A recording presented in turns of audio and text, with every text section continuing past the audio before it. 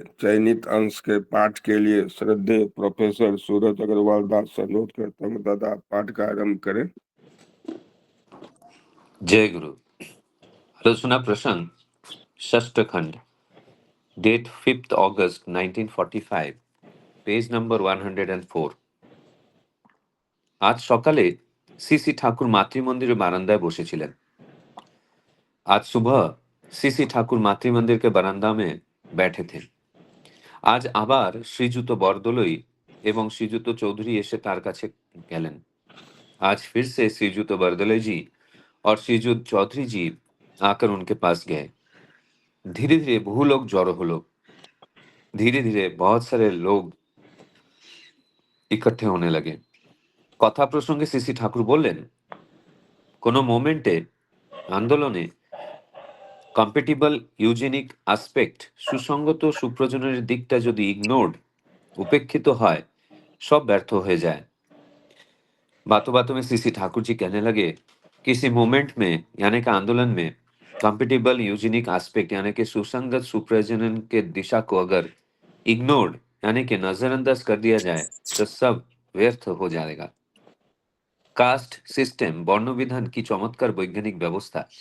Caste system यानी कि वर्ण विधान बहुत ही चमत्कारी वैज्ञानिक व्यवस्था है। कास्ट माने पेडिग्री वंश। कास्ट का मतलब होता है पेडिग्री यानी कि वंश। कास्ट বর্ণ দেখে বোঝা যায় কার ব্রিডিং ক্যাপাসিটি সুপ্রজনন শক্তি বা ইনস্টিংক্ট সহজাত সংস্কার কতখানি উন্নত। कास्ट यानी कि वर्ण को देखकर ये समझा जा सकता है कि किसका ब्रीडिंग कैपेसिटी यानी कि सुप्रजनन शक्ति या ইনস্টিংক্ট সহজাত সংস্কার कितना उन्नत है। একটা ভালো বংশের ছেলে খারাপ হলেও উপযুক্ত নার্চার পোষণ পেলে তার ভালো হতে কতক্ষণ। एक अच्छे वंश के लड़का अगर खराब भी होता है लेकिन सही नर्चर यानी कि पोषण पाने पर उसका अच्छा होने में कितना ही देर लगता है। আর যদি কোনো রকম ইন্টারপোলেশন প্রতিলোম সংমিশ্রণ না হয় তবে দেখা যাবে একজন নিজে হয়তো বাহ্যত তেমন কিছুই নয় কিন্তু তার ছেলে হয়ে গেল বিরাট কিছু। और अगर किसी भी तरह इंटरपोलेशन यानी कि प्रतिलोम सम्मिश्रण नहीं होता है तो देखा जाएगा कि शायद से एक इंसान वो खुद बाहरी तौर पे कुछ भी नहीं है लेकिन उसका बेटा बहुत कुछ बन गया। देखे মনে হয় গোবরে পদ্ম ফুল, দেখकर ऐसा लगता है जैसे कि कीचड़ में कमल। কিন্তু আদত কথা হলো সেই লোকটির অ্যাকুইজিশন অর্জন আশাপ্রদ না হলেও তার সুপিরিয়র ব্রিডিং ক্যাপাসিটি উন্নত প্রজনন ক্ষমতা इंटैक्ट अटूट ছিল। लेकिन असली बात यह है कि उस व्यक्ति का एक्विजिशन यानी कि अर्जन आशाप्रद न होने पर भी उसका सुपीरियर ब्रीडिंग कैपेसिटी यानी कि उन्नत प्रजनन क्षमता इंटैक्ट यानी कि अटूट था। विवाह संस्कार न होले वैशिष्ट्यहीन মানুষের সংখ্যাই বেড়ে যায়। विवाह संस्कार न होने पर वैशिष्ट्यहीन मनुष्य का ही संख्या बढ़ जाता है। আর অনুলোম বিবাহের ফলে সমাজে লোয়ার স্ট্র্যাটায় নিম্ন স্তরে মেয়ে যত কম হয় ততই ভালো। और अनुलोम विवाह के वजह से समाज में लोअर स्ट्रैटा में यानी कि निम्न स्तर में लड़कियां जितनी कम हो उतनी ही अच्छी बात है। তাদের চাইতে লোয়ার নিম্নতর থেকে তখন টান পড়ে সমাজের পরিধি উন্নতির অনুকূলে বেড়েই চলে। उसके वजह से लोअर यानी कि निम्नतर में तब खिंचाव पैदा होता है, समाज की परिधि उन्नति के अनुकूल बढ़ चलता है। আমাদের বাপ বড় বাপ ঋষি তারা সব রকম এক্সপেরিয়েন্স পরীক্ষা করে গেছেন। हमारे पिता प्रपिता ऋषि वे सभी हर किस्म के एक्सपेरिमेंट यानी कि परीक्षा करके गए हैं। সেই রকমটা ধরে চালাও দেখো কি হয়। वही तरीके को पकड़ के चलाते रहो देखो क्या होता है। তখন তোমরা কেবল বাড়তে বাড়তেই চলবে, तब तुम सभी बढ़ते बढ़ते ही आगे बढ़ोगे। जय गुरु। जय गुरु दादा। आप नित्य दिन की भांति जो है आज भी जो आलोचना प्रसंग के चयनित अंश के बंगला पाठ और उसका जो है प्रॉपर जो है हिंदी अनुवाद जो किया बहुत सुंदर तरीके से, बहुत बहुत धन्यवाद दादा आपको। तो आज का विषय वस्तु ऐसा है कि जो बरदलाई साहब जो हम लोग 4-5 दिन से कर रहे हैं, अभी भी वहाँ पर हैं, ठाकुर जी के पास ही हैं। तो फिर से क्योंकि बरदलाई साहब पॉलिटिशियन थे, वो आज़ादी के पहले वो आज़ादी होने वाली थी तो वो सोच रहे थे आज़ादी के बाद का प्लान कर रहे थे बरदलाई साहब कि क्या क्या करना है देश में। तो ठाकुर जी इतने उद्वेलित हैं, है ना, कि जो किस तरह से जो है सुसंगित जो है होना चाहिए, क्योंकि ठाकुर जी जो है जोर देकर कर रहे हैं, सुप्रजनन की बात है हमेशा कर रहे हैं, है ना। क्योंकि जो भी प्लान देश में होगा वो सुप्रजनन के बिना वो सफल नहीं हो सकता है। कहने का अंश ठाकुर जी का ऐसा ही माने बहुत जो जोर देकर बोल रहे हैं। तो आज भी वही प्रश्न है यहाँ पे। तो आज मैं जो श्रद्धेय हमारे फर्स्ट आलोचक श्रद्धेय ब्रजेश कुमार दास से अनुरोध करता हूँ कि दादा आप आलोचना करें 10 मिनट के लिए। जय जय गुरु विजय दा। हाँ आज बहुत नए लोग भी ज्वाइन किए हैं, तो हाँ एटलीस्ट जो मिस्टर बरदोली थे, तो 1 मिनट बोलता हूँ, फिर विजय ये हाँ हाँ ब्रजेश दा। हाँ ये हमारा श्रद्धेय मनोरंजन दा दिए हैं पोस्ट करने के लिए। मैं पोस्ट नहीं कर पाया, अभी करूँगा। तो लास्ट टाइम बरदोली है 3rd डे है, तो हर दिन जो डिस्कशन हो रहा है उनका पूरा नाम है गोपीनाथ बरदोली। वो मरणोत्तर भारत रत्न उनको मिला था 1945 में। मिस्टर चौधरी उनको लेके आए थे सीजे ठाकुर जी के पास पाबना आश्रम में। और बरदोली जो थे वो उनको 99 में भारत रत्न मिला था, और वो थे first chief minister of Assam. और ये जो निवेदन करने के लिए आए थे, जो एक यूनिवर्सिटी बनाने के लिए, गुवाहाटी यूनिवर्सिटी का प्रतिष्ठाता है गोपीनाथ बरदोली, उनका जो पार्टनर थे वो थे कृष्णकांत हैंडिक एंड बिरिंची कुमार बरुआ। 3 लोग मिलके गुवाहाटी यूनिवर्सिटी ये फाउंडर, ये तीनों ट्रस्टी मेंबर है। और ये हुआ था जनवरी 26 1948 में, स्वाधीनता के बाद। और ये निवेदन हुआ था ठाकुर जी के पास 4 अगस्त 1945 में। और ये बातें जो है उनका जो नामकरण सीसी ठाकुर जी जो दिए थे वशिष्ठ यूनिवर्सिटी, बट किसी कारणवश, तो क्योंकि तो मल्टीपल फाउंडर है, तो ये बातें हैं उनके बारे में। वो first chief minister of Assam and Bharat Ratna उनको मिला था, बट सरनेम के कारण बहुत लोग को पता नहीं होगा, इसलिए मैं यहाँ पर मेरा 2 मिनट बातें रखा। ब्रजेश जी आप कंटिन्यू करिए। दादा जय गुरु।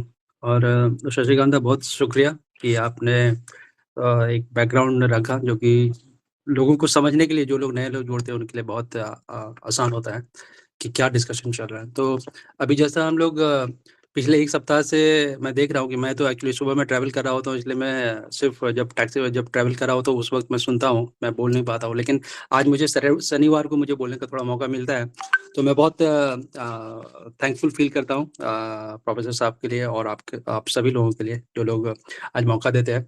ये जो चर्चा चल रहा है, ये विवाह के संबंध में चर्चा चल रहा है। ठाकुर जी, जैसे अभी प्रोफेसर साहब बोल रहे थे कि ठाकुर जी जब भारत की आज़ादी से पहले का समय का एक कालखंड का डिस्कशन चल रहा है, उसमें ठाकुर जी बहुत आंदोलित थे कि मतलब कि समाज में अगर हमको आज़ादी लेना है और आज़ादी लेके उसको होल्ड कौन करेगा, उसको चलाने के लिए तो अच्छे लोग होने चाहिए। और अच्छे लोग आएंगे कहाँ से? अगर समाज में अगर सही ढंग से मैरिज नहीं हो रहा है, सही ढंग से शादी विवाह नहीं हो रहा है, तो अच्छे सुसंतान आएंगे कहाँ से? और वहीं से फिर शुरू होता है कि ठाकुर जी बता रहे हैं कि जो हमारा जो मैरिज सिस्टम था, जो आर्य पद्धति में जो मैरिज होता था, उसमें अनुलोम विवाह और प्रतिलोम विवाह जो दो है। तो अनुलोम विवाह को सर्वमान्य रूप से सही ढंग का बताया गया है, जिससे कि समाज को बचाया और बहुत लंबे समय तक, इनफैक्ट सच पूछे तो हमारा आज भी जो हम आज चर्चा भी कर पा रहे हैं, बहुत सारे दुनिया के और भी कल्चर्स थे, वो सब इरोड हो चुके हैं, कोई नहीं बचा है। सिर्फ बचा है एक सनातन कल्चर। और ये बचने में हमारी माताओं का, हमारे फोरफादर्स का बहुत बड़ा रोल है। उनके प्रति हमें बहुत, जितना कृतज्ञ होंगे हम अपनी माताओं के प्रति, अपनी बहनों के प्रति, अपने दादियों के प्रति, अपने फोरफादर्स के प्रति, उतना ही मतलब कि हमारे लिए मंगल होगा। तो उनका बताया हुआ पद्धति, वो अब जो सोकल्ड साइंस का जो प्रमोट करने का कोशिश किया, जो साइंस तो प्रमोट हुआ, लेकिन जो हमारे फोरफादर जानते थे वो साइंस पता नहीं अभी तक कि वहां तक पहुंचा है कि नहीं पहुंचा, हम कह नहीं सकते हैं, क्योंकि उस लेवल का कोई अभी हिंट तो नहीं मिल रहा है। लेकिन जो ठाकुर जी बता रहे हैं कि अनुलोम विवाह में ही हमारा हमारा समाज का कल्याण है। तो अनुलोम विवाह अगर मैं अपने कॉलेज में जब रुड़की में था, तो मैं हम लोग बात क्योंकि मैं बचपन में पढ़ा हूँ ये सब ठाकुर जी का लिटरेचर, विवाह प्रसंग सब जब पढ़ा, तो मैं कॉलेज में डिस्कशन होता था, तो मैं बोलता था कि समाज में शादी अनुलोम विवाह में होना चाहिए। तो अनुलोम विवाह क्या होता है? सब लोग पूछते हैं अनुलोम विवाह क्या होता है, प्रतिलोम क्या होता है? तो मैं समझाता था कि अनुलोम के मतलब ये हुआ, अगर अगर जो क्लिष्ट समझते हो तो सिंपल सी बात में ये है कि the boy has always to be superior in all aspects for the girl to marriage. और एक हमारा ही कल्चर है जिसमें कि गर्ल्स को ये पावर दिया गया है कि they can choose their husband. तो why a girl should choose a inferior somebody to whom, जिसको वो आगे लेके जाना चाहती है अपने जीवन में। तो इसीलिए हमारे फोरफादर्स ने इतना सुंदर सिस्टम दिया था कि गर्ल्स कैन चूज, बट जब भी कोई चूज करेगा, अभी पिछले दिन सचिन कांत भी बता रहे थे कि अगर लड़कियों को चूज करने का अगर क्षमता दिया गया है, तो वो why they will choose the inferior thing, they will choose the superior, right? यही अनुलोम विवाह था। अनुलोम विवाह में आप हमेशा सुपीरियर को चूज करते थे। और उसका दो पद्धति था, एक है एक विद इन वर्ण, विद इन जो अनुलोम सवर्ण, और अनुलोम अनुलोम असवर्ण। तो मतलब क्या हुआ कि सेम वर्ण में एक शादी होता है, जो नॉर्मल अभी के समय में जैसे हम लोग गांव पर, अभी जो पुराने मतलब अब जो शादी में थोड़ा डिफरेंट हो गया कि गांव में एक जो शादी है वो अभी भी परिवार में देख देख के ये अगल बगल रिश्तेदार के थ्रू, पंडित जी के थ्रू इस तरह होता है। और जो असवर्ण जो शहरों में हो गया है कि आजकल थोड़ा सा डिफरेंट कल्चर हो गया, वो मैं बाद में रखूंगा क्योंकि भटक जाएगा। तो जो हमारा जो एक्चुअल सिस्टम था वो अनुलोम सवर्ण व्यवस्था में मैक्सिमम ब्रीडिंग होता है, और जो असवर्ण में भी जो सोसाइटी को कैसे अपलिफ्ट करना है उसके विषय में फिर मैं आगे आऊंगा कि अनुलोम असवर्ण में भी जो मैरिज होता था उसके समाज में मतलब बैलेंस बना रहता था। लेकिन ये जो प्रतिलोम है ये बहुत खतरनाक है। प्रतिलोम में मैंने देखा बहुत सारे एग्जाम्पल्स हैं, मैं अभी नाम नहीं लूंगा क्योंकि लोगों को कष्ट लगता है, कि प्रतिलोम विवाह का एग्जाम्पल मेरे सामने भी है बहुत सारा। कि प्रतिलोम विवाह में लोग शादी तो कर लेते हैं for the heat of the moment, जब शादी हो जाता है, लेकिन बाद में they are not able to hold the conviction for their life कि have they done it correct. वो जो उनका जो कन्विक्शन खो जाता है ना, वो बहुत कष्टकर होता है, और वो उसका उसका असर संतान संतति सब पे पड़ता है। तो ठाकुर जी अनुलोम विवाह के विषय में ये इस चर्चा जो आज हुआ है उसमें 3 बेनिफिट बता रहे हैं। कि पहला जो ये है कि अगर मतलब कि जो जो व्यक्ति है अगर वो अनुलोम विवाह करने के बावजूद भी अगर वो समाज से थोड़ा बिखर जाता है, अगर वो उसका बिखराव होता है, तो भी वो वापस अगर उसको अच्छा नर्चरिंग मिले तो सुधर सकते हैं। और बहुत सारे लोग इसका एग्जाम्पल है, आई मीन बहुत सारे एग्जाम्पल सत्संग में एग्जाम्पल है कि ठाकुर जी के समय में जब ठाकुर जी देवघर आए थे और बहुत सारे मतलब देवघर आश्रम को चलाने के लिए बहुत सारे लड़कों की आवश्यकता थी। तो उस वक्त जो लड़कों का एक्विजिशन हो रहा था उसमें ठाकुर जी बोले थे 70-80 लड़के चाहिए मुझे सत्संग आश्रम को चलाने के लिए। तो बिहार से बहुत सारे लोग गए थे, उसमें मेरे नाना जी भी थे एक, और भी उनके गांव से और भी जैसे राम बसावंदा थे, और भी कई सारे लोग सब साथ में गए थे जब उस ठाकुर जी के समय में रहे थे। और कई लोग वहीं पे रह गए और कुछ लोग मतलब छूट भी गए। लेकिन उसमें से हर तरह के लोग थे, ज्ञानी गुणी लोग भी थे और शैतान लोग भी थे। तो जो लोग शैतान टाइप की प्रवृत्ति थे जिनको मैं जानता हूँ, मैं नाम नहीं लूंगा उनका, लेकिन वो ठाकुर जी के जब जब संपर्क में आए तो कंप्लीट उनका ट्रांसफॉर्मेशन हो गया, कंप्लीट ट्रांसफॉर्मेशन।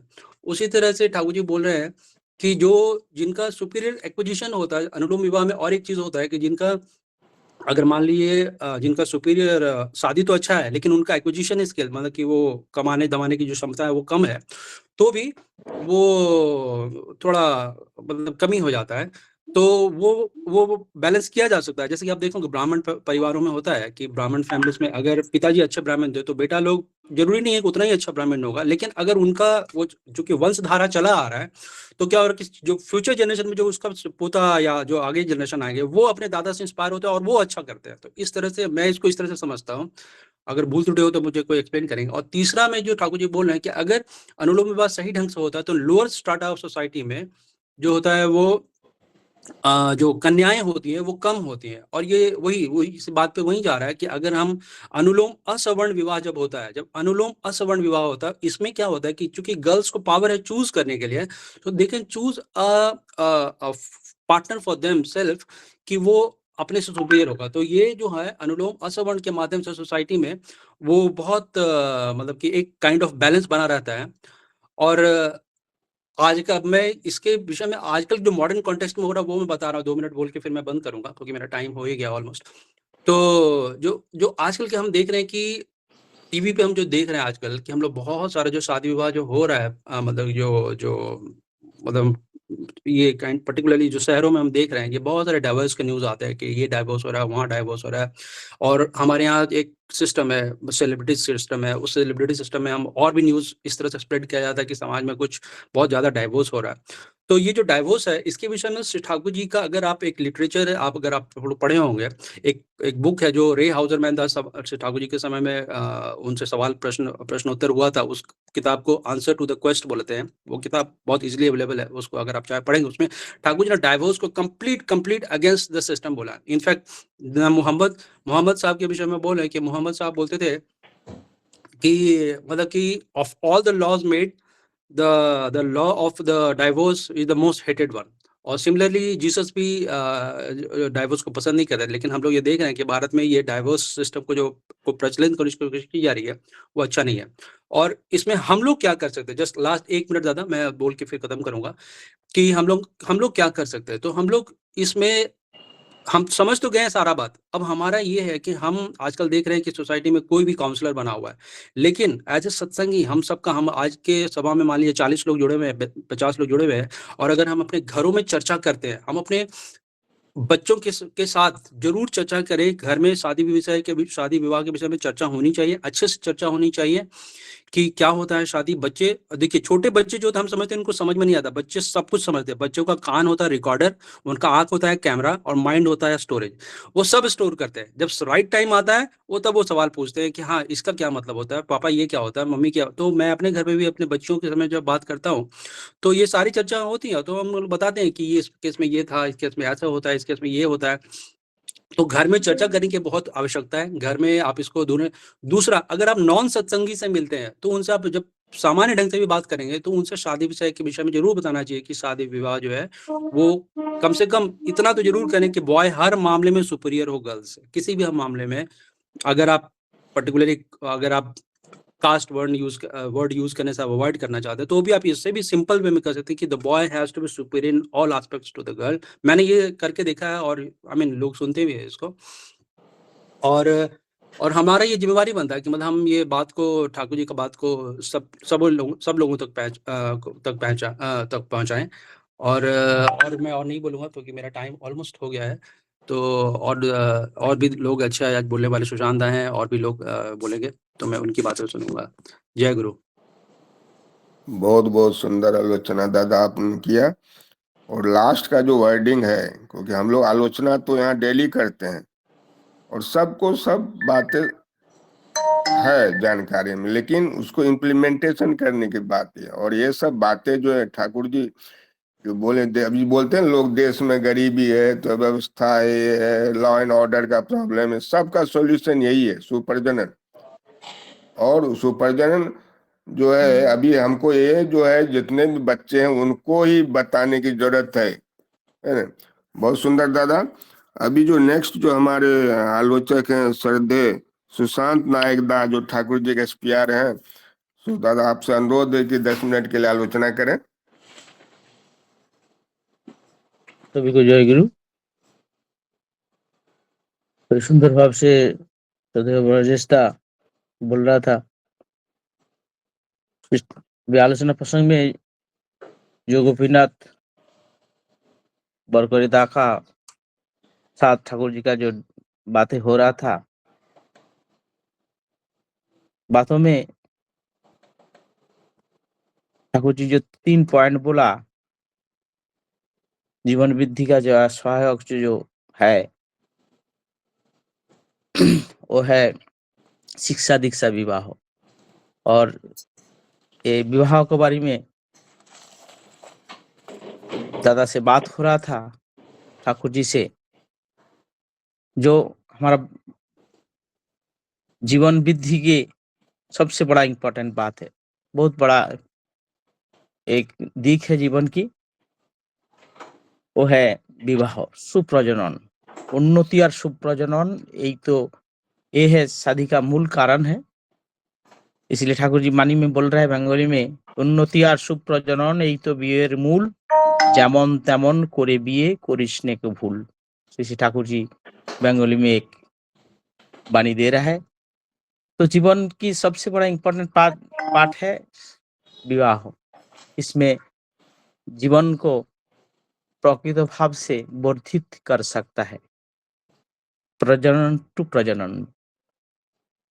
इसमें ठाकुर जी 2 दिक दिया है, जो सुविवाह बा कंफर्टेबल मैरिज और अनुलोम और प्रतिलोम ठाकुर जी की भाषा में। अभी ब्रजेश दा बहुत अच्छा से डिस्कस कर रहा था, जो अनुलोम में लड़की बा माँ लोग खुद सुपीरियर को चुन लेता है, जैसा स्वयंवर सभा होता था पहले जमाने में राजा का टाइम। तो उसमें वरण करता है लड़की वर को खुद स्व इच्छा से, और वो श्रेष्ठ को वो खुद चुनता था उसको जीवन साथी के रूप में, क्योंकि उसको जीवन भर उसको वहन करके चलना है। इसलिए उसको मन की मुताबिक जिसको वहन कर सकता है जीवन भर, क्योंकि वहन के ऊपर से ही वर्धन होता है। इसलिए जो भी एक जगह पे मैं पढ़ रहा था, ये जीवन पथ में जो भी संतान संतति आता है, तो भी जो विकलांग जो संतान होता है उसका कारण क्या है, ठाकुर जी को पूछा था।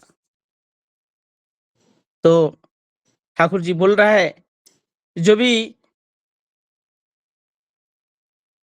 जीवन में एक माँ प्रजनन का टाइम, जो भी उसका मन विचलित है, ठीक से ग्रहण करने का इच्छा नहीं है, तो भी उसका जीवन की जो इच्छा को वर्धन नहीं होने देना चाहता है, लेकिन तो भी वर्धन की पथ में चालित करता है, तो भी उसका प्रजनन शु नहीं होता है। तो इसीलिए मन को उसका मुताबिक होना चाहिए।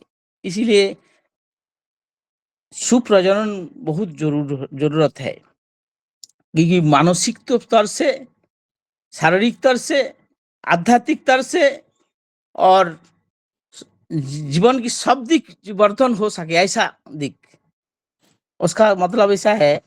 मतलब जीवन में बहुत सारा दिक है, और वो दिक निर्धारण होता है उनका मन का हिसाब से।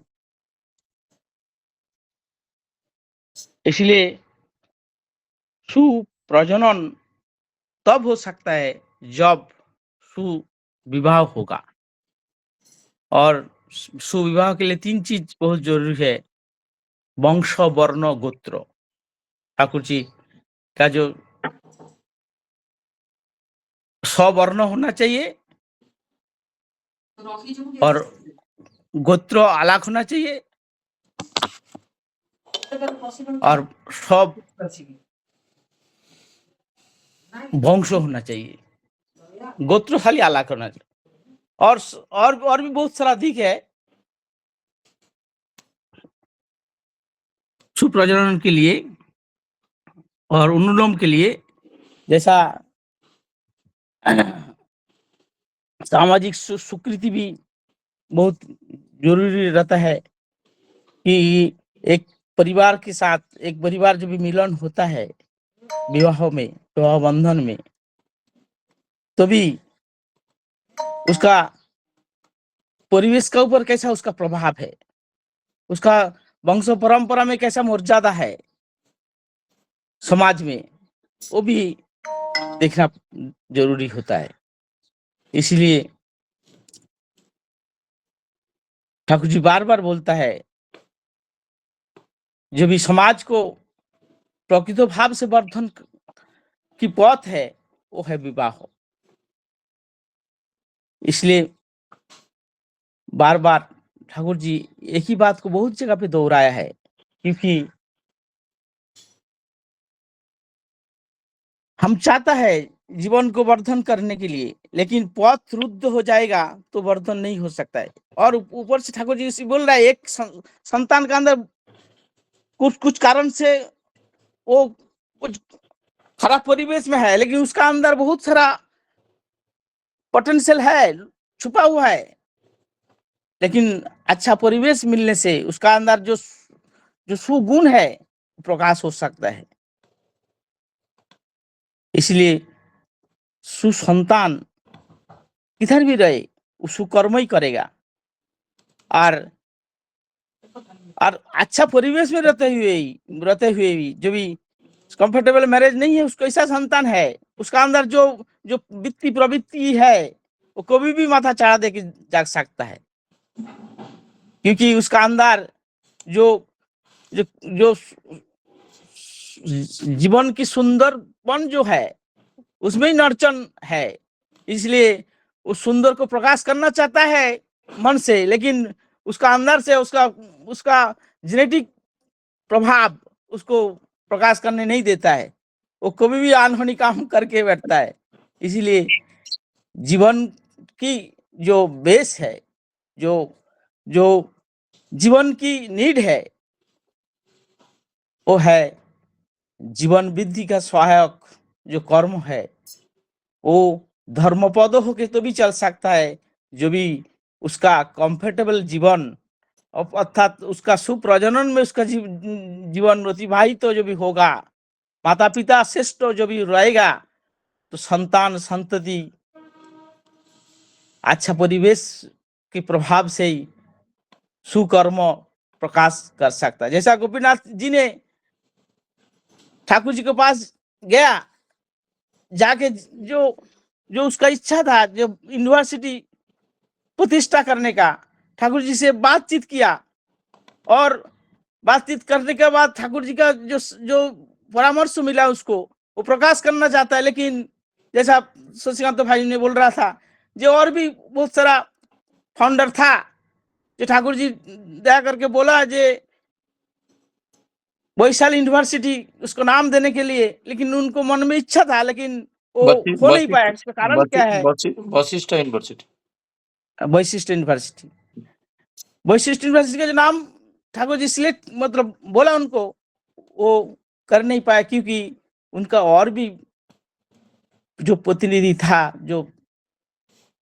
उनका भी सलाह जरूरी है, उनका भी मतामत बहुत जरूरी था, इसीलिए वो ग्रांटेड नहीं हो पाया। इसलिए वो मतलब जो जो ठाकुर जी को वो जो मान जानता था जितना तक, उसका जो इच्छा था वो प्रकाश नहीं कर पाया। उसका कारण यही है जो कि समाज में सब इंसान आदर्श माफिक जीवन नहीं मतलब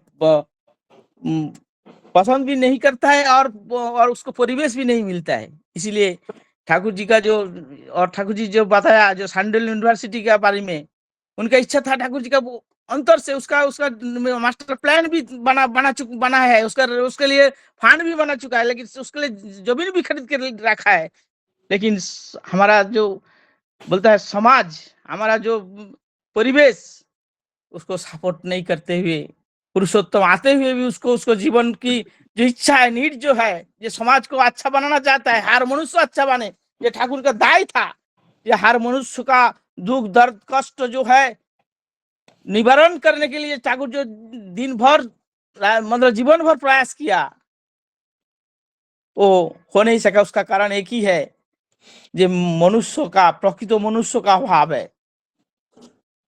इसलिए ठाकुर जी जो प्रकृत मनुष्य बनाना चाहता है, मनुष्य का जो जो जो कारीगर है ठाकुर जी, उनका जो विधान है, जो विधाता पुरुष आते हुए जो बोला है, उनको जो विधाता रूप में स्वीकार करके जीवन पथ में चलने का प्रयास कर रहा है, वही जीवन को प्रकृत भाव से जीवनवाद को समझ सकता है और जीवन को आनंद में भरपूर कर सकता है, दूसरे को भी आनंद दे सकता है। इसलिए ऐसा गोपीनाथ जी जैसा बहुत सारा इंसान ठाकुर जी के पास आया है, बहुत सारे बातें हुए हैं, उनका मतलब कई % प्रकृति भाव से परिवेश में आमूल हुआ है, बाकी नहीं हो पाया। उसका कारण एक ही है, हम जब इष्ट आदर्श से प्रकृति भाव से जुड़ा हुआ नहीं रहेगा, वो उसको वास्तविक रूप से हम प्रकाश नहीं कर सकता है। कल एक दादा का घर में गया था, वो आसाम से है, वो उनका जीवनी बोल रहा था, जो मैं ठाकुर जी को दर्शन किया है, ठाकुर जी के बहुत सारे बातें सुना है, बहुत सारा ज्ञानी गुणी पंडित की बातें मैं जानता हूँ, सुना हूँ, लेकिन मैं जितना मतलब उसको बातों में बोल रहा है, मतलब बोलना चाहता है, मैं जितना किया हूँ उतना ही मिला मेरे को। बहुत ही एजेड आदमी है, मतलब बहुत ज्ञान है उसका अंदर, वो फिलोसफी में एमए की एमए है। उसका मतलब हम जीवन में जितना भी प्रकृति भाव से किया हूँ उतना ही अनुभव कर सकता है, उससे ज्यादा हो ही नहीं सकता है। इसलिए ठाकुर जी को जो इच्छा है, हम सभी उनको जीवन में परिपालन करते हुए खुद को जीवन को बनाए और आनंद उन्नति में खुद रहे और दूसरे की आनंद में उन्नति में शामिल होते हुए, और ठाकुर जी का जो भाव है, इच्छा है, वो सबका अंदर प्रकाश ला सके, यही हमारा सबका इच्छा होना चाहिए। यही बोलते हुए सबका मंगल प्रार्थना करता हूँ, और शशिकांत भाई जी सबको लेके मतलब ये जो ठाकुर जी का जो मिशन इच्छा है, उसको सबका अंदर जो प्रयास कर रहा है, ये बहुत बड़ी बात है। जय गुरु, वंदे पुरुषोत्तम। जय गुरु दादा, बहुत बहुत सुंदर। मैं तो दादा आपके साथ रहता हूँ हमेशा, और जो है आपके अंदर जो भाव है ना दादा, हमेशा महसूस करता हूँ ठाकुर जी के बारे में जो है, और हमेशा आप प्रयासरत रहते हैं ठाकुर की भावधारा को प्रसारित करने के लिए।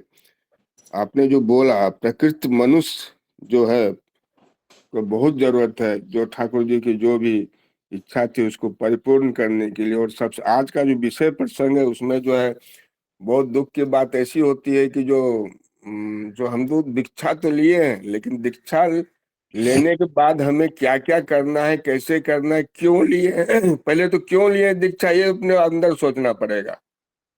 तो सही। तो ये क्यों की बात जो है ना, वो सोच करके जो है हम अपने जो ये विवाह की बात है, तो हम अपने खुद का विवाह या अपने बच्चों का विवाह वहां से तो चालू करें दादा, अपने फैमिली में चालू करें, फिर समाज में, पड़ोस में, ये सब बात है। तो अभी जो हमारे नेक्स्ट आलोचक है श्रद्धेय विकास परी दादा, से अनुरोध करो दादा आप 10 मिनट के लिए आलोचना करें।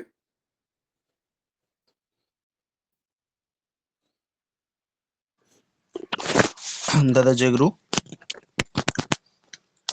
आज जो प्रसंग चल रहा है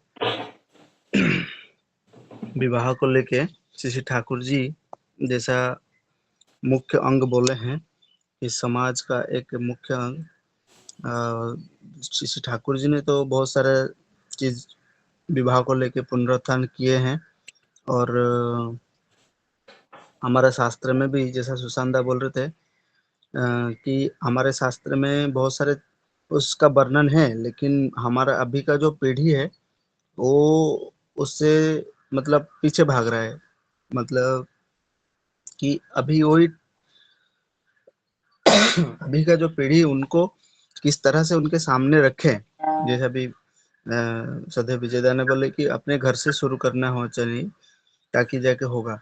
इसीलिए ठाकुर जी पहले तो सत्संगी गुरु भाई हुए, मतलब ठाकुर जी का प्रेम करके, फिर ठाकुर जी से प्रेम करने के बाद ये सारी चीज नियम विधि जो हम मानते हैं, अगर शायद अगर इसी तरह भी बहुत सारे चीज में बोला जाता है, लेकिन कोई मानता नहीं है, कोई सुनता नहीं है, क्योंकि वो उतना प्रेम का लगाव नहीं है करके, शायद वो ठाकुर जी का बात को या भी ठाकुर जी का बात या जो भी हमारा जीवन के लिए बात है, ये जो यूजेनिक्स के ऊपर, सुप्रजनन के ऊपर जो लिटरेशन देना चाहिए बच्चों को जैसे उम्र में, ये प्रॉपर नहीं होता है। और बहुत सारे मतलब डिवोटेड फैमिली में भी देखा जाता है कि डिस्टर्बेंस दिखता है। तो ये एक बहुत मेजर प्रॉब्लम है कि उस समय एक जब भी नर्चर देने की बात आती है बच्चों को, और जब समाज की बात आती है, समाज के एक दायित्व की बात आती है, तो हम एक इमोशनली हमारे जो ऑफस्प्रिंग होते हैं, हमारे बच्चों के साथ हम लोग बिहेव करते हैं। हमारे बच्चे समाज का कुछ दायित्व नहीं लेंगे, लेकिन बाकी दुनिया के सभी बच्चे दायित्व लेंगे। जैसे कि बहुत सारे समय में अभी यहाँ पे श्री ठाकुर बोलते हैं कि वैशिष्ट्यानुमुखी लोगों की संख्या कम गई है, और इसका मूल जो है कि विवाह से ही शुरू होता है, कि वैशिष्ट्यों को बचाए रखा जाए। जो भी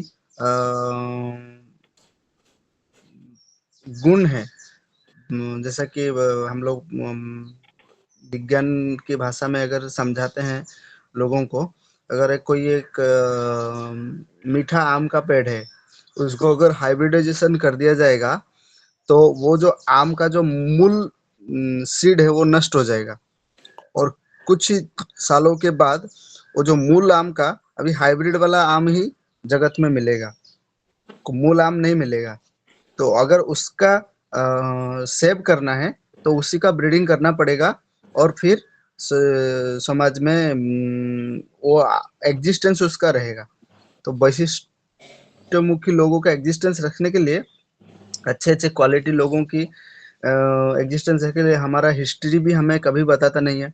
अगर हमें रामदेस अपना शिवाजी महाराज के बारे में हमें अगर हिस्ट्री बताता है, लेकिन उनका पेरेंटिंग के बारे में बताता नहीं है, उनके मम्मी माता पिता का किस तरह से व्यवहार था कि इस तरह से संतान को जन्म दिए, ये कभी हमारे सामने रखा नहीं जाता है कि पीढ़ी समझे कि हाँ, ये रिजल्ट के लिए इस तरह से एक्ट करना पड़ता है।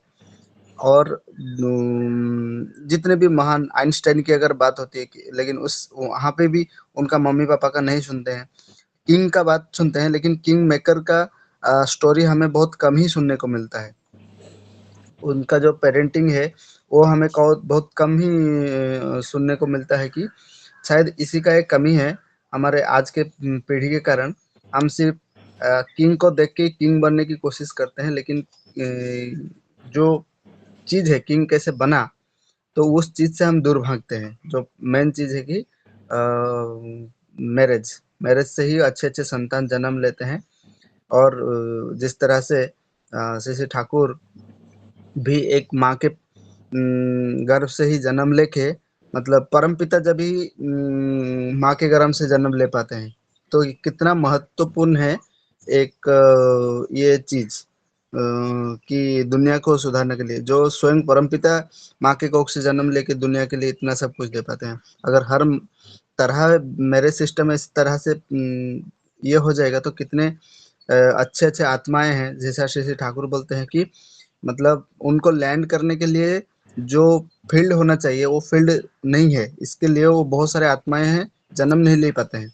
अगर ऐसा आए, हमारे एक मंदिर के पूजक हैं हमारे यहाँ, तो बोलते हैं कि बहुत सारे मुक्त आत्माएं होते हैं, तैयार आत्माएं होते हैं, वो जन्म लेते हैं चाहे कौन सा भी परिस्थिति में हो, फिर एक ही जीवन में वो इतना सारा चीज समाज में परिवर्तन कर देते हैं, इतना सारा चीज सुधार करके चले जाते हैं।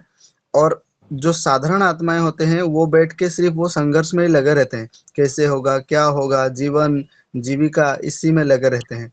लेकिन कुछ कुछ विशेष आत्माएं होते हैं, वो जन्म लेते हैं, और उतने ही जीवन अवधि में वो लोग बहुत सारा कुछ चेंजेस करके सोसाइटी में चले जाते हैं। तो सिस्टम ऑफ मैरिज अगर ये हो जाए, ऐसे तरह आत्माओं को जन्म देने की हम अगर साधना करें हमारे संसार में, हमारे दाम्पत्य में, तभी जाके वो हो सकता है।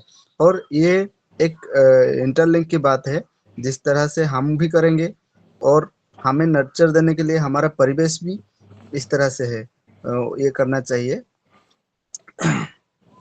बाकी इस प्रसंग में दादा लोग बहुत सीनियर दादा लोग हैं इस प्रसंग में, और आगे बात रखेंगे। आज का प्रसंग से जो थोड़ा जान पाया मैं बात रखा। जय गुरु। बहुत सुंदर दादा, जो आपने जो आज के विषय वस्तु पर जो आलोचना किया, और जो यहाँ पर जो है विशेष रूप से जो है अभी टाइम है, तो मैं श्रद्धेय शशिकांत दास से अनुरोध करता हूँ, दादा आप कंक्लूडिंग आलोचना करें।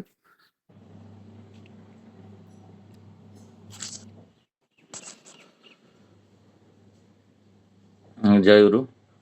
आवाज क्लियर आ रहा है? हाँ दादा।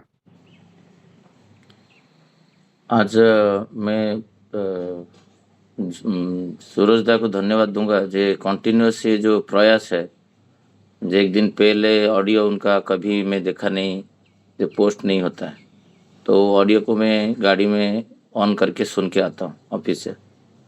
और ये जो मैंने नित्य कंटिन्यूटी के हिसाब से रहना, जो एकानुरक्ति, क्रमागति और तीव्रता, ये जीवन का सार्थकता सौंदर्य लाता है।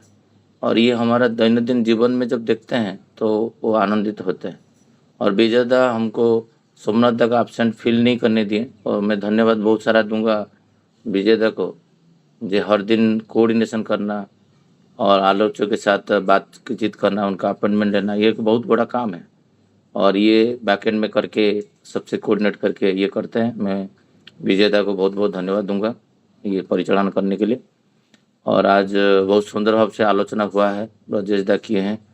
और सुशांत दा का जो भावपूर्ण वाक्य, तो वो तो ऑलवेज एक जब वो बोलते हैं कि ट्रांस में जैसे चले जाते हैं, तो भी सुशांत दा को मैं देखा हूँ जब सत्संग में बोलते हैं तो उनका हिंदी कुछ भी हो, बट उनका जो भाव है, वो भाव कंपन, जो वो वाइब्रेशन है, वो वाइब्रेशन से हम मुग्ध हो जाते हैं उनका बातें सुन के। और विकास दा भी उसके ऊपर आलोकपात किए हैं। आज का जो विषय वस्तु मिस्टर बरदलाई फिर आए हैं और से मिस्टर चौधरी उनको लेके आए हैं, चौधरी दा।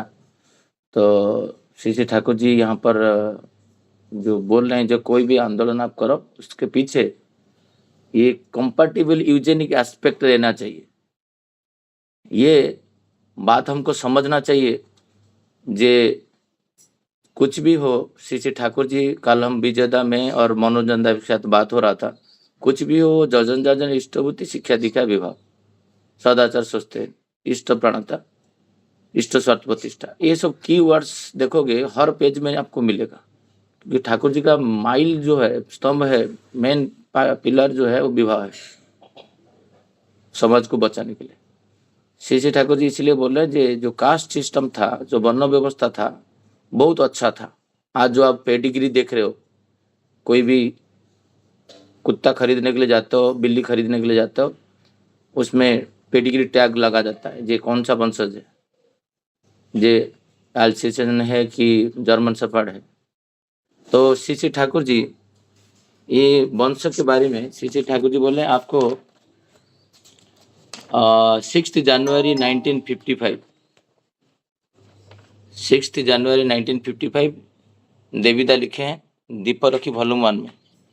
जे पूछा जा रहा है जे प्रतिलोम संसर्ग जो होता है, ये कुल वंश नहीं देखते हैं और प्रतिलोम विवाह हो जाता है। श्री ठाकुर जी बोल रहे हैं जे आप जाके देखो non pedigree dog, Shri Thakur ji जो बोले, मैं उड़िया बुक से मैं ट्रांसलेट करके बता रहा हूँ। ये नॉन पेडिग्री डॉग जो होता है, मतलब जो स्ट्रे डॉग होता है, तो उसका वो जितना जैंड लाइक हो जाए, जितना बड़ा हो जाए, जितना उसके अंदर बाल भी रहो, वो सबल रहे, और जितना बड़ा भी उसको खाना पिला के लाके करा दो, और उसका दाम श्री ठाकुर जी ने बोल रहे हैं दैट टाइम 5 रुपया ही होगा, उससे ज़्यादा नहीं होगा। बट और एक पेडिग्री डॉग जो है, उच्च वंश जात जो कुत्ता होता है, उसका दाम 500 रुपया होता है। आप सोच रहे हो 5 रुपया क्या होता है, 500 रुपया कितना होता है। श्री ठाकुर जी इसको देवीदा को बोले,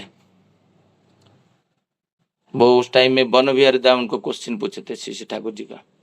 अभी ब्रिजेश दा जो बोल रहे थे, जो हमारा बच्चे लोग को बताना चाहिए, और ये विवाह के संबंध में ये होना चाहिए 7th 8th स्टैंडर्ड से। हम लोग बहुत लेट कर चुके हैं। और मैरिज के टाइम में वो तो जो लड़की है वो लड़का लेके आपका घर पे आ जाता है, बोलता है इसको मैं पसंद किया हूँ, जो नहीं करोगे तो मैं सुसाइड करूंगा। क्योंकि उसको एजुकेशन नहीं मिला है। जो ब्रजेश दा अभी बोल रहे थे, जो इन्फीरियरिटी के पास वो सरेंडर करेगा नहीं कि नारी हर गुण से वो ऊंचा होना चाहिए। एक अभी रिसेंटली कल मैं एक ऋतिक दादा से उड़ीसा से बात कर रहा था, मेरा दोस्त है, वो सम वयस्क है, सेम बैच है, और मुझे वो बता रहे थे जे वैश्य का जाजक जो है उनका जो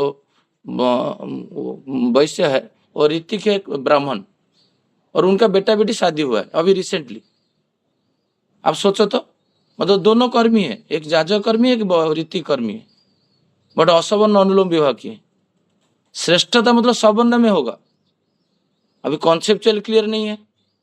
और उसको भी दादा का नाम पूज्यपद आचार्य देव का नाम भी जोड़ देते हैं, जो वहां से आशीर्वाद हुआ है। कभी भी नहीं। मैं रिसेंटली सुना एक दादा से, वो असवर्ण अनुलोम आचार्य देव मना करती है, नहीं, सवर्ण अनुलोम को सवर्ण करना है, फिर आपको आदर्श पुरुष है तो उनका निर्देश होगा तो फिर आप असवर्ण कर सकते हो। सब्जेक्ट है उसमें, कंडीशन है, आप कर ही नहीं सकते हो। आपका मन आया तो असवर्ण कर लूंगा, ऐसा नहीं कर सकते हो। ये बातें जो अभी ब्रजेश दा बोल रहे थे मैं सुन रहा था, और सुशांत दा का बात और ब्रजेश दा का बातें जो हो रहा था, मैं सोचा वो बंद नहीं हो, बट टाइम के कारण वो रुके। बट इतना सुंदर बातें वो दोनों अभी डिस्क्राइब कर रहे थे। जे ब्रजेश दा बोले जो बच्चा होता है वो आप उसको बच्चा मत सोचिए, जो पूरा डे वन आज जो जन्म लिया है, और वो सबसे ज्यादा रिसिप्टिव होता है। आपका रिसिप्टिव कैसे दूर होता है ना, आप जितना बड़े होंगे, आप जितना 12 साल 10 साल 30 साल 40 साल ऐसे जाओगे, कॉम्प्लेक्स को आपको जाएगा परिवेश परिस्थिति, आप मन आपका विचलित होगा। बट बच्चे का कोई मन विचलित नहीं होता है। कितना बढ़िया बात है ब्रजेश दा बोल रहे थे, जब बच्चे का आँख कैमरा होता है, कान रिकॉर्डेड होता है और ब्रेन स्टोरेज होता है। आप सुनते हैं बट याद नहीं रख पाते, बातें तो हो गया बस फिर भूल जाएंगे। बट मेरा कान जो होता है रिकॉर्डर की तरह होता है, कोई कुछ सुनता हूँ अभी बहुत संवेदनशील है, क्या बातें बोले, ये बातें मुझे याद आ रहा है। आपको सबको पता है, जब पूरी आप गए हो, कोणार्क गए हो, मैं ये पेडिग्री के बारे में और बजेस्ता के बारे में एक्सप्लेन करता हूँ। जो कोणार्क जो मंदिर हुआ था वो 13th सेंचुरी में हुआ था। वो वर्ल्ड में वो होता आज का डेट में, तो आज का आपका टूरिस्ट जो होता है जीडीपी कहीं पे आगे चला जाता है इंडिया का, क्योंकि उसमें टन मोर देन कितना 12 टन की 15 टन एग्जैक्टली वेट पता नहीं। वो आयरन जो सन का मूर्ति है वो हवा में था 12 फीट ऊपर, कोई सपोर्टिंग नहीं। आज तक वो साइंस भी कर नहीं पाए आज तक। और वो उसको मैग्नेटिक फील्ड में किए थे उस टाइम में 13th सेंचुरी में। अब सोचो, और जो उनका मेन कारीगर था, ग्रेट माने आर्किटेक्ट बोला जाता है विश्व महाराणा को, इंडिया का, उड़ीसा में उनका जन्म है, वो बनाए थे। बट वो जो मैग्नेटिक फील्ड को वो सेट नहीं कर पाए थे। मैं स्टोरी क्यों बोल रहा हूँ, मैं आपको बताता हूँ उसके पीछे का कारण क्या है। जो ठाकुर जी बोले ना, जे कंपैटिबल यूजेनिक एस्पेक्ट चाहिए, उसको समझने के लिए आपके जो ठाकुर जी का बातें बहुत टाइम लगेगा।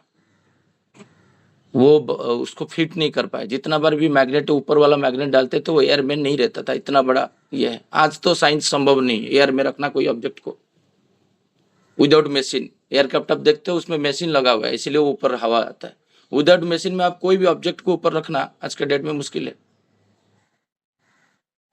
तो उस टाइम में उनका बेटा था धर्मपद, उसका एज 12 साल, और वो जब सुना जे ये मैग्नेटिक फील्ड नहीं हो रहा है, और लांगुड़ा नरसिंह देव जो किंग थे वो डिक्लेयर कर दिया ये डेट में नहीं होगा, तो 1200 जो क्राफ्ट्समैन थे, कारीगर थे, उनका सारे सर कलम किया जाएगा। 1200 लोग को मर्डर कर दिया जाएगा, मार दिया जाएगा। और ये बातें जाके उनका माँ रो के बातें कर रहे, वो बोले माँ क्यों इतना दुखित है ना, ये सब कहानी। तो धर्मपद चल पड़े जे मैं फिक्स कर दूंगा। और वो गांव में कोई बिलीव नहीं कर रहा था जे धर्मपद को कैसे आएगा, तो कभी किया नहीं। अभी जो ब्रजेश साहब बोल रहे थे, मैं इसका बातें को मैं सुन रहा था, जे श्री श्री ठाकुर जी विवाह के ऊपर इतना क्यों गुरुत्व दिए हैं। वो जो बेटा था धर्मपद, और ये जितना भी कारीगर करते थे, जितना भी मंदिर उस टाइम में होता था, उसका पहला कारीगर तो यही होते थे, विशु महाराणा। वो आर्किटेक्चर थे। और जाके रात को जब सोते हैं, उनका वही पूछते थे उनको, आज क्या हुआ, कैसे फिक्स हुआ, क्या हुआ, वो सारे बातें उनको बताते थे। और उससे पहले छोटा छोटा मंदिर भी निर्माण सन टेम्पल जैसा हो चुका था।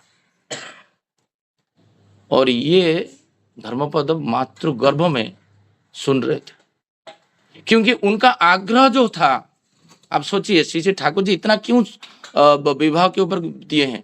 उनका पत्नी जो ठाकुर जी कल बोल रहे थे ना, जे ग्रहणशीलता, वो ग्रहणशीलता जो होता है, रिसिप्टिव, बारदोली की दा के पास था। जो ठाकुर जी इतना आनंद में बात कर रहे हैं, इतना इंग्लिश वर्ड कहाँ से आ रहा है। जैसे वो चले जाएंगे, देखो नेक्स्ट पेज में इंग्लिश वर्ड है ही नहीं। मैं देख के हैरान हो रहा था। ठाकुर जी का जो मैं बॉडी लैंग्वेज बातें को एनालिसिस करता हूँ, देखता हूँ इतना शब्द क्यों इंग्लिश है, क्योंकि आगे कौन है। ये माँ इतना ध्यान प्रवण से सुनते थे। उनका कान जो होता है बच्चे का कान के साथ कनेक्टेड है। जो माँ सुनते हैं गर्भधान के समय में 9 मंथ में, बच्चा वही सुनता है। माँ जो देखते हैं अच्छा चीज, वो मातृगर्भ में वो बच्चा धर्मपद पूरा रिकॉर्डिंग करके रखा है स्टोरेज में, माय ब्रेन में, जे मंदिर को फिक्स कैसे किया जाएगा। आपको पता है धर्मपद जब फिक्स कर दिए, उनका एक इंट्यूशन आया, फिक्स हो गया। सब लोग पूरा जय जयकार किए, धर्मपद की जय हो सब जगह में। 1200 क्राफ्ट्समैन, उनके पास एक सचिंता है। जे राजा बहुत जिद्दीखोर थे तब, लांगोड़ा नरसिंह देव। जब सुनेंगे एक बच्चा 12 साल का फिक्स किया है, फिर भी वही 1200 क्राफ्ट्समैन को मार देंगे। वो वहां पर तब कोणार्क मंदिर पूरा पानी के अंदर था, साइड में, अभी तो दूर हो गया समुद्र। और वो सुइसाइड कर दिए, जंप कर दिए, और बोल के रखे ये बातें राजा को नहीं बताने के लिए। आप सोचो तो, जब मैरिज से बच्चा कैसे माने गर्भ संस्कार में भी सुनता है। आप तो उनके सामने उत्पटांग बातें करते हो। मैं कॉन्शियस हुआ हूं अभी बहुत दिन के बाद, कान्हा के सामने। मैं कल बोल रहा था गाड़ी जब मैं इसको ड्रॉप कर रहा था, तुम्हारा जीवन का आदर्श कोई पूछेगा क्या बोलोगे। ठाकुर जी का नाम के साथ मेरा नाम भी जोड़ देना, क्योंकि पुत्र का आदर्श जब तक पिता नहीं बना है तो समाज आगे नहीं जाएगा। जब पत्नी का आदर्श स्वामी नहीं बना है तो उसका कोई उद्धार नहीं होने वाला है। तो स्वामी भी उस हिसाब से प्रतिष्ठा माने आदर्श बनेगा, देन उसको आदर्श करके पत्नी चल सकता है। यहाँ पर श्री ठाकुर जी बोल रहे हैं जे जीवन में जे कंपैटिबल यूजन के एक्सेप्ट होना चाहिए। कल मैं गाड़ी में करीबन 30 मिनट मनोरंजन से बात कर रहा था, इतना आनंद लगा, क्योंकि वो बहुत अच्छा बातें हमारा हो रहा था। जे मुझे आज अनुभव हो रहा है जे शादी का अर्थ उन्नयन क्या होता है। मैं बिलीव नहीं करता था ठाकुर जी की बातें को, सच बोल रहा हूँ। जे इसका अर्थ मुझे कोई समझा नहीं पाया आज तक, ना कोई ऋतिक दादा, ना कोई विशिष्ट व्यक्ति।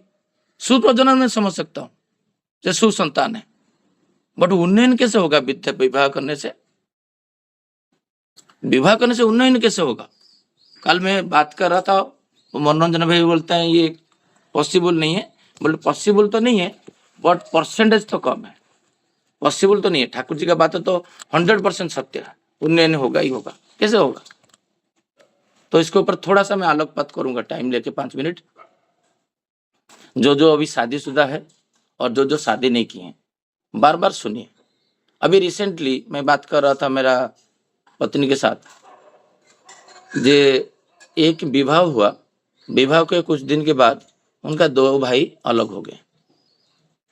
और जो लड़की है उनका माँ को मैं बहुत बहुत खराब भाषा में बातें किया, जे आपको ऐसा माने एक मर्यादा रखे, जे आप एक माँ का किरदार नहीं निभाए, एक बेटी को आप बड़ा नहीं कर पाए।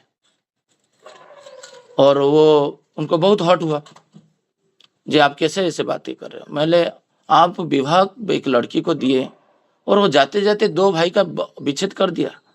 फिर वो लड़की जो विरोध में उनका बड़ा भाई का, वो सब मुझे पता है।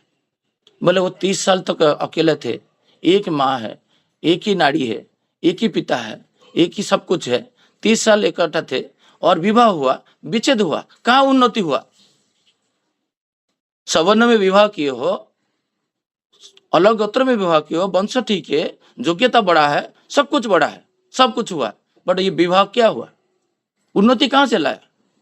विच्छेद ही शैतान, और जो विच्छेद लाता है वही शैतान है। तुम्हारा बेटी जाके दूसरा जीवन में विच्छेद लाया तो उनका जीवन में इष्ट मंगल नहीं ला पाया, वो वहां पर शैतानी काम किया, कोई विवाह का उन्नति नहीं हुआ उधर।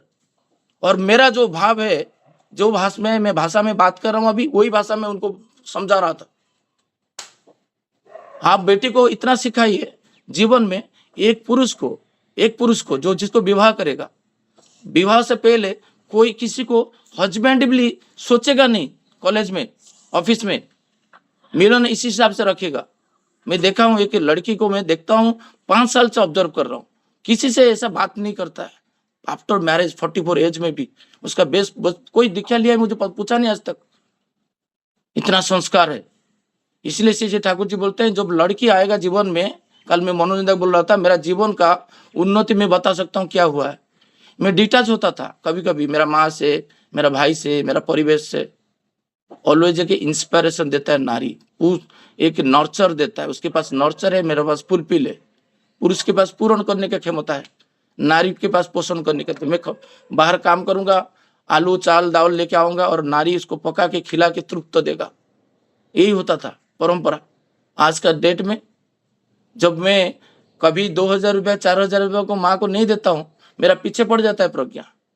मेरा भाई का बेटा का पढ़ाई पूरा 8th स्टैंडर्ड से लेके वो सिटी किया, अभी डिस्ट्रिक्ट लेवल पे आरी में रेवेन्यू इंस्पेक्टर में नंबर 1 में आया, केंद्रापड़ा डिस्ट्रिक्ट में। उसमें कुछ हेर फेर हुआ, उसको लालच देने के लिए लगा, तो उसको लगा मैं ठाकुर जी का आइडियोलॉजी फॉलो नहीं कर पाऊंगा, और उससे एक बढ़िया नौकरी उसको मिला गवर्नमेंट में, वो जाके सोनपुर में अभी काम कर रहा है। पूरा एक नारी उसका भाई के प्रति, मतलब जो कैंडिडेट जिसको शादी किया, जो स्वामी है, वो स्वामी को 3 चीज के साथ युक्त करेगा। एक है इष्ट श्री ठाकुर अनुकूल चंद्र, 2 है पिता माता, तृतीय है परिवेश। परिवेश मतलब भाई, उसका भाई रोगग्रस्त है, हमारा कंपनी, हमारा जीवन में कुछ भी है, हमारा ये 3 एस्पेक्ट में प्रज्ञा ऑलवेज किया। हमें कल बोला था, ये एक्सेप्शनल आइटम है ये जीवन में। कभी नारी का उन्नति तुम देखोगे, वो सब ऑलवेज युक्त कराएगा, पूछ देगा, बेटा नहीं देगा तुमको, वियुक्त नहीं करेगा। एक विवाह होता है, आपको देखोगे 99.99% विवाह का 2 साल 3 साल के बाद भाई के साथ विच्छेद होता है उड़ीसा में। ये हिस्ट्री नहीं है, मेरा गांव में मैं जाके एनालिसिस किया। वो कोई 5 साल में हो जाता है, कोई 3 साल में हो जाता है, कोई 7 साल में हो जाता है, कोई 1 साल में हो जाता है। ये होता है। सेकेंड थिंग, पिता से वियुक्त करता है नारी। जैसे मैरिज हुआ, पिता माता का खाना पीना अलग और हस्बैंड वाइफ का खाना पीना अलग। मेरा पास हिस्ट्री है, मैं वो नाम के साथ बता सकता हूँ हमारे गांव में। बट वही पिता जन्म दिया था, कभी सोचा था जो विवाह के बाद मेरा बेटा मुझे अलग कर देगा? इसके लिए वंश मर्यादा भी देखना पड़ेगा। जैसे एक बात हो रहा था, मेरा माँ को बोला जी कि हमारा परिवार में 200 साल में कोई लेडीज जो सवर्ण में क्या है, नॉनवेज नहीं खाए ना, नहीं खाए, जेंट्स खाए हैं, लेडीज नहीं खाए। बोले ये क्या व्यवस्था है? ना गर्भों में धारण कौन करेगा? लड़की करेगा। इसीलिए लड़की को देखते थे वो वेजिटेरियन है कि नहीं, लड़का को नहीं। मैं आश्चर्य हुआ। प्रज्ञा भी बॉर्न वेजिटेरियन है, मेरा माता भी वेजिटेरियन है, उनका मेरा पिताजी वामदेव दास, उनका पत्नी वेजिटेरियन है, उनका पिता जगन्नाथ दास है, उनका पत्नी वेजिटेरियन है, उनका पिता शिवराम दास है, उनका पत्नी वेजिटेरियन है। 7th जनरेशन तक प्रकांड को बोला मैं, 7th जनरेशन जो लड़की है वेजिटेरियन है। मैं देख के क्या व्यवस्था करके मेरा पूर्वज गए हैं, मेरा कोई कोइंसिडेंस नहीं है। इसीलिए एक नारी के पास चयन, जो ब्रजेश दा बोल रहे थे, चयन करने का क्षमता है। तो नारी का शिक्षा, कल मनोरंजन दा मुझे बता रहे थे, जो बोले नारी का शिक्षा 100% जरूरी है। आप सबको एक एक करके बोलो, सबको, जितना भी लड़की आपको देखते हैं तो उसको एजुकेट कराओ। मेरा अभी एक जुनून आया है जो हर घर पे जो लड़की है उनको शिक्षा दूंगा। उनका पिता माता का साहस नहीं है क्योंकि वो डेविएट कर चुके हैं, तो उनका डर भी रहता है क्या शिक्षा दूं, मुझे तो देखेगा ना।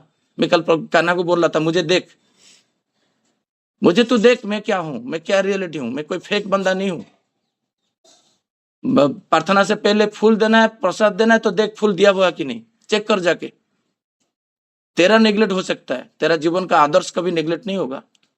तो मेरा कैरेक्टर को मैं जब तक मैं ठीक नहीं करूंगा, मेरा परिवार में मैं कैसे यूजेनिक्स के ऊपर बातें करूंगा, क्या बातें करूंगा, बात नहीं कर पाऊंगा क्योंकि वो तुम्हारा अंदर वो character and conviction, Thakur ji बोलते हैं दो नहीं रहेगा तो आपका बात इम्पैक्ट नहीं होगा। बातें तो कर लोगे बट ग्रहणीय नहीं होगा। जो बर्दलिता ग्रहणीय करके बैठे हैं, मेंटल पूरा खुल के बैठे हैं। तो श्री ठाकुर जी जो बोलते हैं ये जो पेडिग्री था, ये कास्ट वर्ण व्यवस्था था, उसके मूल रहस्य है ईश्वर के साथ युक्त करने के लिए। बट अभी का विवाह क्षेत्र में आप जो विवाह अभी जो नया लोग किए हैं, उनका पत्नी के साथ कैसे बातें करते हैं, बुलाते हैं जानू, डार्लिंग, ये बातें करके बुलाते हैं। मुझे आश्चर्य होता है, अरे मैं उनका ईश्वर हूं, मुझे कैसे ऐसे बोल सकता है। प्रज्ञा फर्स्ट 5 ईयर 7 ईयर्स आपन आपन करके बोलते हैं उड़ीसा में। फिर उनका पिता माता बोले स्वामी को क्या तुम बोलो, थोड़ा थोड़ा बोलो। स्वामी गांव में ईश्वर होते हैं, देवता होते हैं। और एक एज के बाद तो पत्नी को बेटी बोलते हैं उड़ीसा में, स्त्री भी नहीं बोलते, बेटी बुलाते। बेटी सुनो तो क्यों, हमारा अभी कल्चर कहां गया। एक आदर्श पुरुष इतना देर दीक्षा लिए, सोचते नहीं घर में भी डिवोर्स है, सोचते नहीं घर पे भी पिता माता को खाना नहीं दे रहे हैं, अलग करके रखे हैं। है मेरा पास 38 ईयर्स का सोचते नहीं होल्डर पालावा में एक बंदा था, उसको लेके आके अलग जाकर जराश्रम में छोड़ के आया उसका बेटा। हैरान हो जाएगा जो बड़दा को दर्शन किए, संग किए। मैं उनको जाके प्रणाम किया, बोला आप ना आपका बेटा को शिक्षा नहीं दिए जो टाइम में देना चाहिए था, आपको कैसे जराश्रम में छोड़ देगा। हमारा जिंदगी के श्री ठाकुर अनुकूल चंद्र आदर्श है।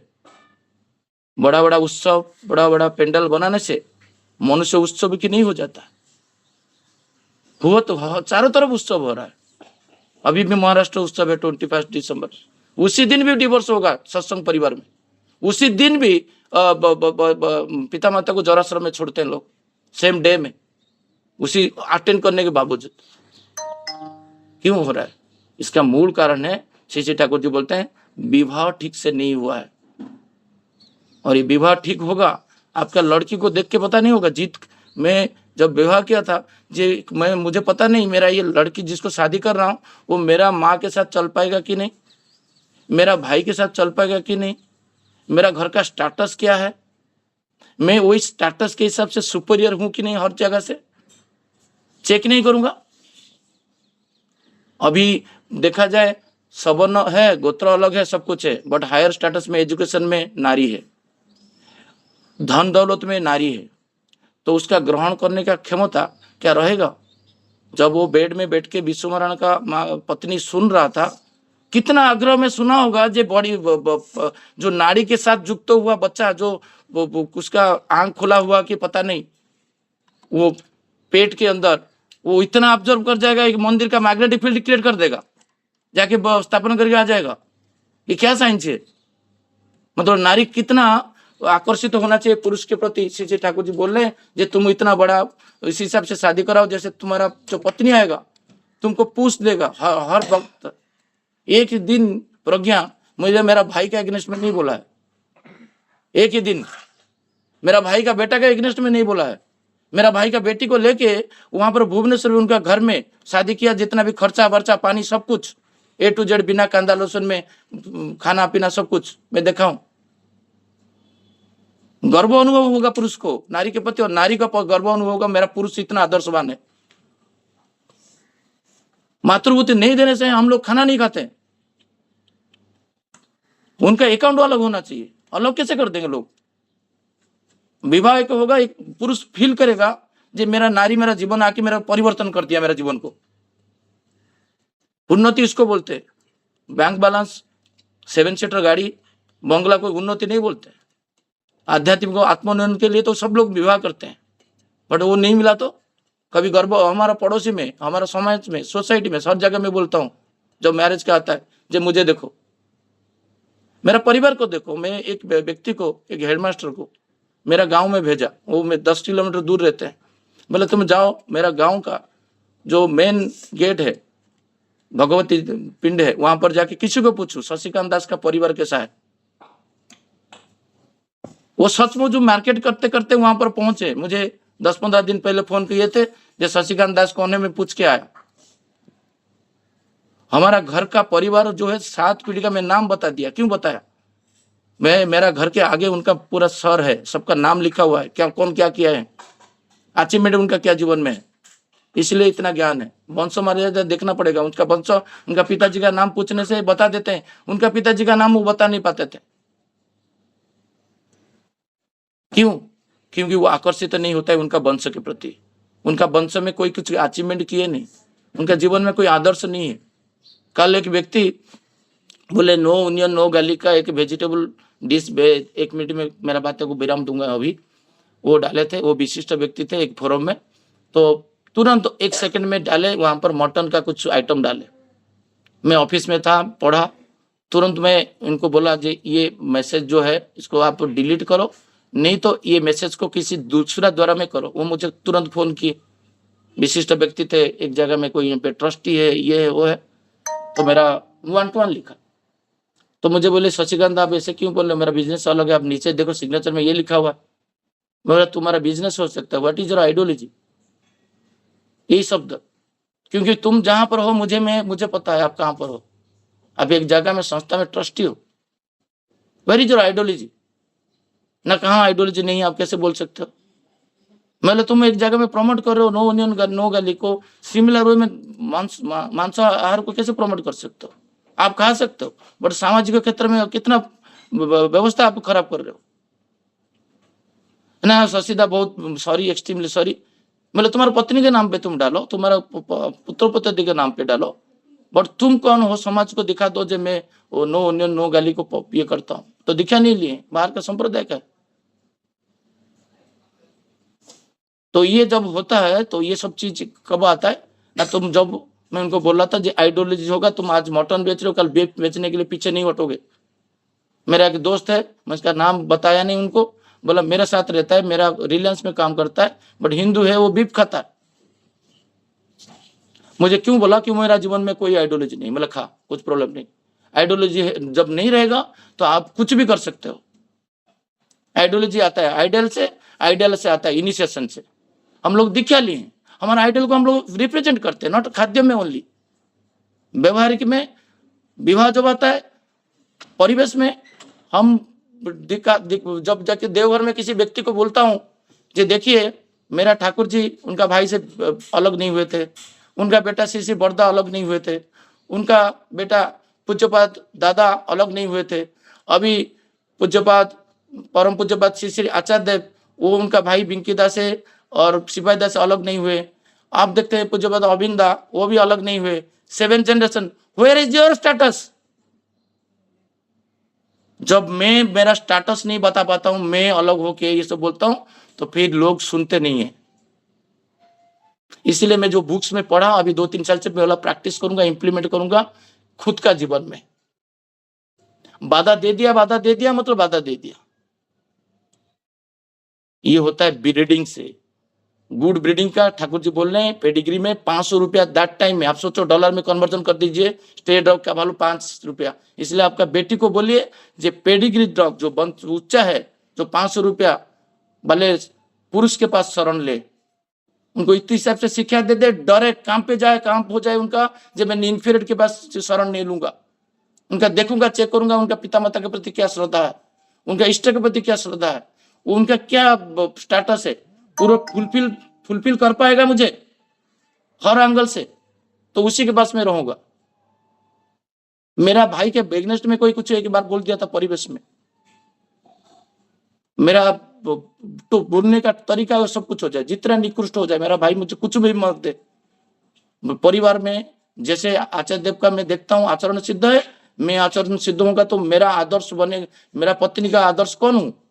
मेरा पत्नी का आदर्श मैं हूं, तो मैं आदर्शवान बनूंगा। जैसे आचार्य देव उनका पत्नी के पास आदर्शवान बने, वो एक व्यक्ति के लिए बने आदर्शवान, कोई सामूहिक के लिए नहीं बने। वो पूज्यपाद अविंदा के लिए अच्छा फादर बने, माँ के लिए वो हस्बैंड बने, बना के दिखा रहे हैं। हम डेमो है, वो डेमोन्स्ट्रेटर है समाज का। Why I will not demonstrate for the समाज? मैं क्यों नहीं बनूंगा? ये होता है, इसका मूल होता है। मैं देखा, चेक किया, 5 पीढ़ी तक मैरिज का व्यवस्था हमारा घर पे ठीक है, जिसके कारण हमारा विधिवत भाव में सब कुछ चल रहा है, आते जा रहे हैं। हमारा अंदर वो ऊर्जा है, हम विच्छेद नहीं हो रहे। 5 पीढ़ी तक कोई विच्छेद नहीं, कोई भाई को अलग नहीं किया। वो कोई निकृष्ट भाई आया तो चला गया, वो तो साइड होके चला गया, हमारा कुछ उसमें कुछ करने, बट हमारा तरफ से नहीं होना चाहिए। यही बोलना चाहते हैं सीजे ठाकुर जी, जो परिवार को ठीक करो, हम लोग ठीक हुए, परिवार को ठीक करें, एक डेमोन्स्ट्रेटर फैमिली बने समाज में। ठाकुर उनकी का फैमिली एक टैगलाइन लेके गए, जैसे जैन का टैगलाइन लगता है। तो यही बोल के मैं मेरा बात को यहाँ पर विराम देता हूँ। जय गुरु। बहुत सुंदर दादा, एक टैग लाइन जो बोले आप, जैसे जैन धर्म में टैग लाइन है, उनका बहुत सारा टैग लाइन है, जो उस धर्म के पालन करने वाले लोग बहुत जो है इससे